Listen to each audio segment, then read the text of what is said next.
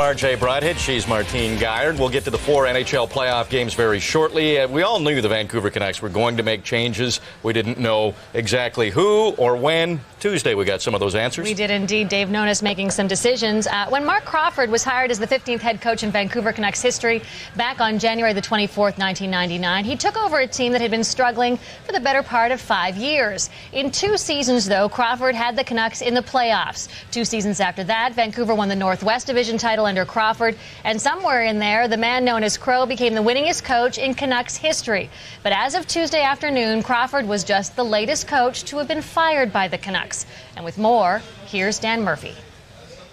At his season-ending press conference, Canucks general manager Dave Nonis said he would need 10 days before making any decisions about his club. In the end, it took just 7, and the first change is a big one. As Tuesday, Nonis announced that Marc Crawford, the winningest coach in Canucks history, had been relieved of his duties. We felt that our team needs a kickstart, that we haven't played with the fire that we had been known to have had, and I felt that a change behind the bench was the first place to start. And you can bet he's not finished. Nonis as much as admitted that Crawford, head coach, will fall for this underachieving team. And is the case in pro sports, it's easier to get one coach than a number of players. I want to make it clear that this does not absolve the players for their part in this season. In fact, I think it probably puts more pressure on them and what happened. In no way does this mean there will be no further changes. No way. I mean, the fact is that I think there's a lot of blame to be spread around, and I think a lot of that falls on the shoulders of the people that were in that room.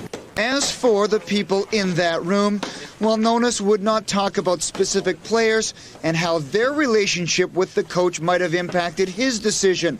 But it is well known that Todd Bertuzzi was one guy who did not see eye to eye with Crawford.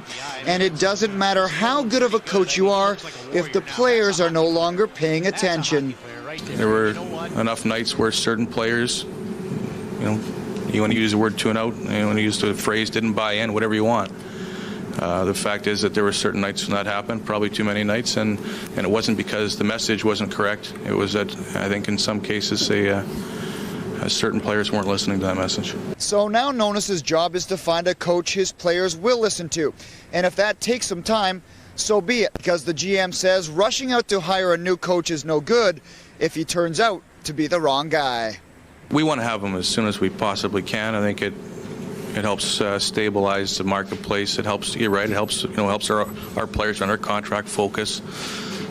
It does a lot of things, but the time frame doesn't jump ahead of doing the appropriate search and interview process. Dan Murphy, Sportsnet, Vancouver.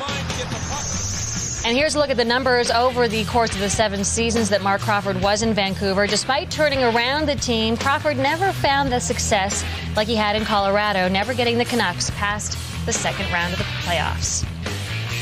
Which begs the question on our Sportsnet.ca Power Poll, who should replace Marc Crawford as head coach of the Vancouver Canucks? Should it be Pat Quinn, Brent Sutter, Andy Murray, Alain Vigneault, Don Lever, or Ted Nolan? Those are the candidates. Log on. We'll have the results later in the show.